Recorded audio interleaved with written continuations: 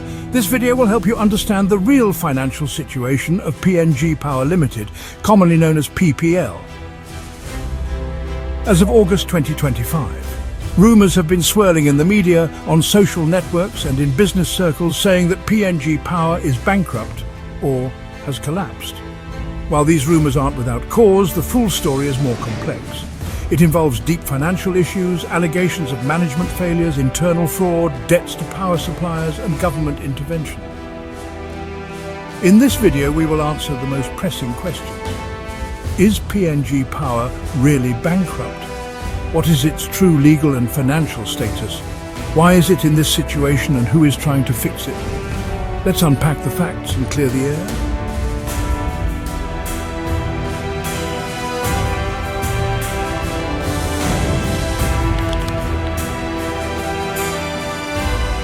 Is PNGPower bankrupt?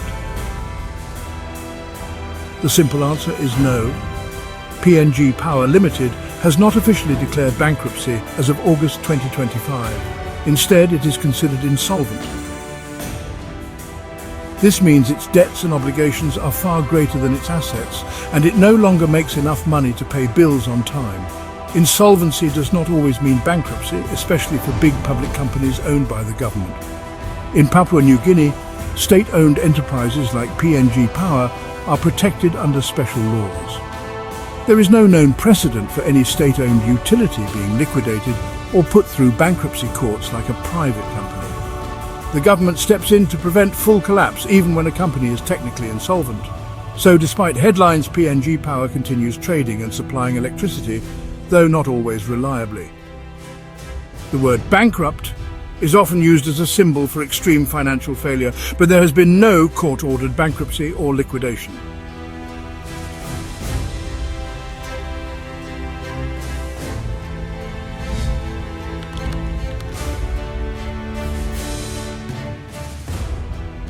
How deep is PNGPower's financial hole?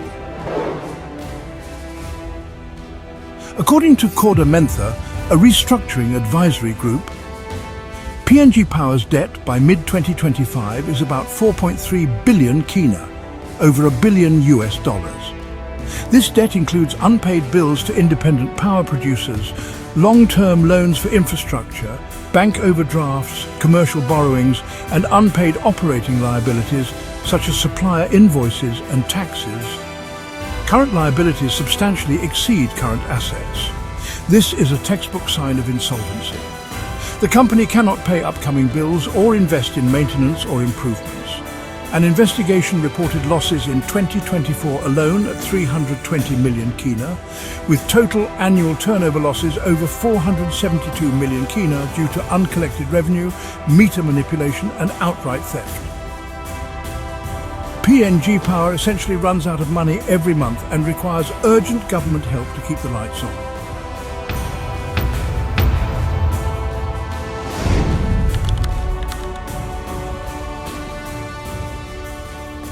Some media and social posts claim PNGPower is bankrupt or dead. Let's set the record straight. PNGPower's financial statements have been so poor that external auditors regularly disclaim their opinion. This means data was missing or unreliable. The government has not applied to courts for bankruptcy protection or liquidation. Critical salaries continue to be paid, limited bailouts are provided, and new capital is arranged to keep operations running.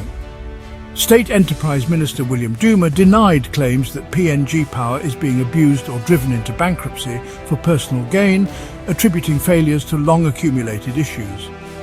Bottom line, PNGPower may be insolvent, but it is not legally bankrupt or closed.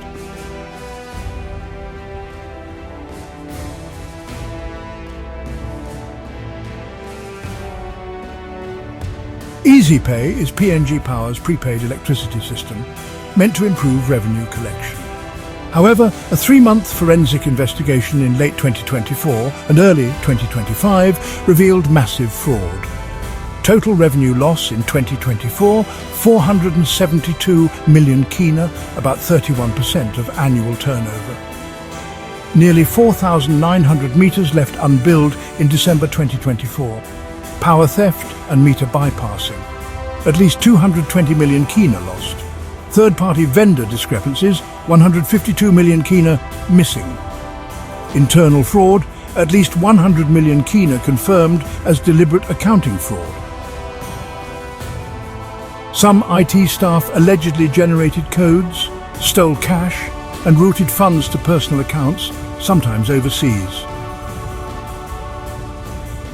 The theft level reached up to 400 million kina in some years.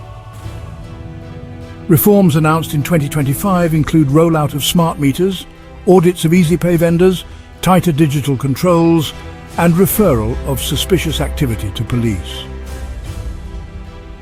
These measures are vital to PNGPower's survival.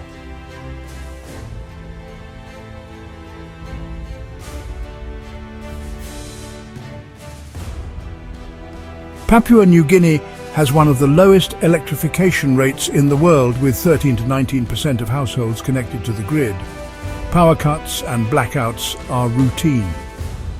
Reasons include network redundancy gaps. Single supply paths mean one issue affects thousands.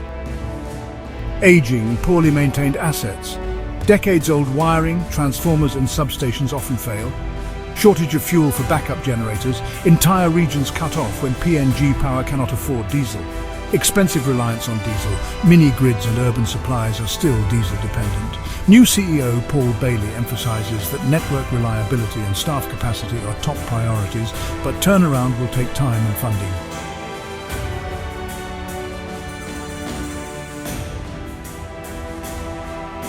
PNGPower owes 700 to 820 million kina to independent power producers like New Power, Dirio Gas and Power, PNG Forest Products Hydro, Idebu and New Britain Palm Oil.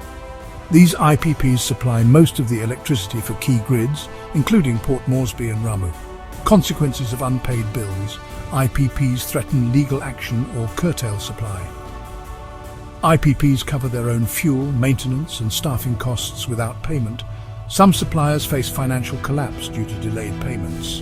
If PNGPower does not pay its arrears, blackouts could become permanent and mini-grids may fail.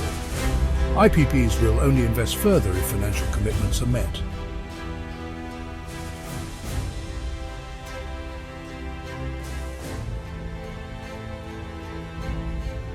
PNGPower has had about 10 CEOs in a decade, often replaced due to politics, not performance. Board members are regularly shuffled, undermining long-term planning. In March 2025, Paul Bailey was appointed CEO. He brings international turnaround experience. Board Chairman Mal Lewis calls for broad leadership changes, a full fraud investigation, and prosecution of corruption. Effective governance is hindered by political interference, unclear management authority, and limited board independence. Governance reform is now central to turnaround plans.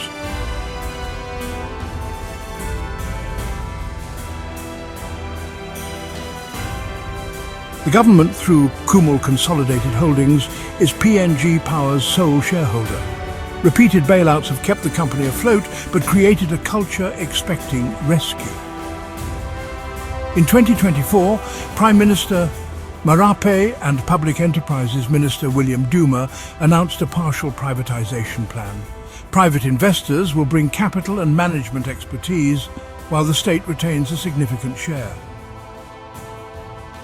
Other government actions include a 15-year power sector development plan with over 1 billion kina in loans and grants, initiatives to expand independent power producers and renewable energy, regulatory reform and electricity tariff adjustments to improve sustainability, strong statements that non-performing state enterprises may be restructured or lose monopoly rights, a national power sector forum to set reform targets and monitor progress. Critics stress that only deep governance changes and strict enforcement of fiscal discipline will break the cycle of inefficiency.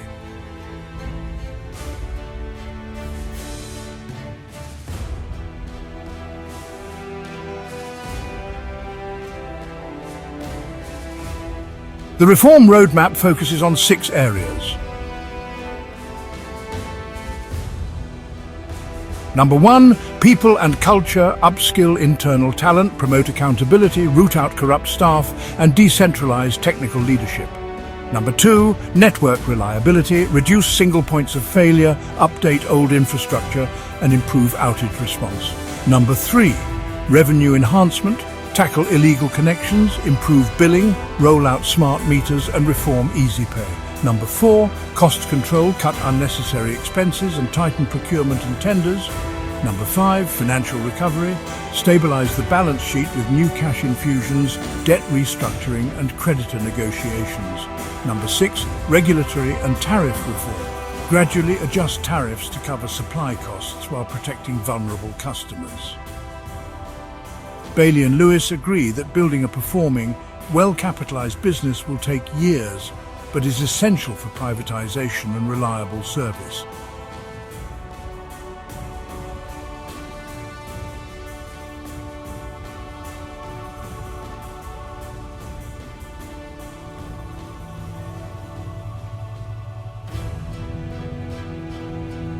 Experts say piecemeal reform won't work. Economist Martin Davies identifies 3 persistent problems. 1. Tariff adequacy, political intervention blocked cost recovery pricing. 2. Governance. Frequent leadership changes and interference left managers powerless. 3. Fiscal discipline. Repeated bailouts created a culture of survival over performance. The Reform Trinity framework states all 3 levers must be aligned. Lessons from Nepal and Kenya show that government, management, and independent regulators must commit to tough choices. For PNG, privatization alone is not enough. It must be matched by tariff, governance, and fiscal reforms. Chairman Mal Lewis has called for tough action. In July 2025, he described widespread management theft and recommended separating PNGPower from the Public Enterprises Ministry. He also suggested a full commission of inquiry and emergency administration. Lewis alleged that 105 million kina of a 211 million kina capital infusion was diverted, with only 29 million reaching priority projects. His prescription includes new directors, fraud investigations, legal action, and emergency measures. CEO Paul Bailey takes a cautious but firm approach. He believes PNGPower can become a strong business if depoliticized, properly capitalized, and well-governed.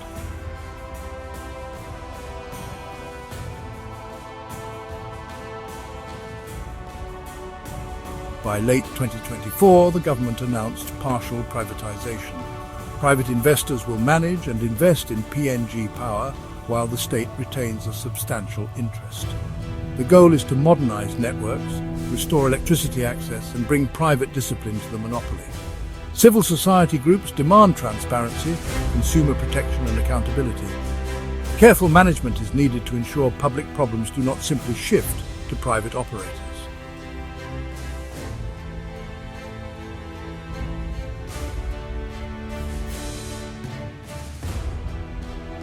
PNGPower is not legally bankrupt, but is insolvent and has lost control of finances. Debts to independent power producers threaten the national electricity supply.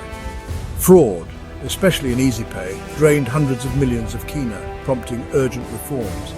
Poor network reliability and frequent blackouts result from underinvestment and an overwhelmed workforce. Political interference and repeated bailouts have created dependency and inefficiency. The government is actively intervening, focusing on people, revenue, cost control, governance, and partial privatization. Leadership under CEO Paul Bailey and Chairman Mal Lewis aims to root out corruption and restore sustainable practices. Public and investor confidence is at stake.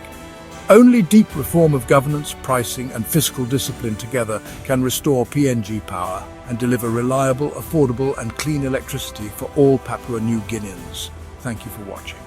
For more explained reports like this, subscribe or leave your questions in the comments. Stay informed and remember, clean and honest power is the foundation for development.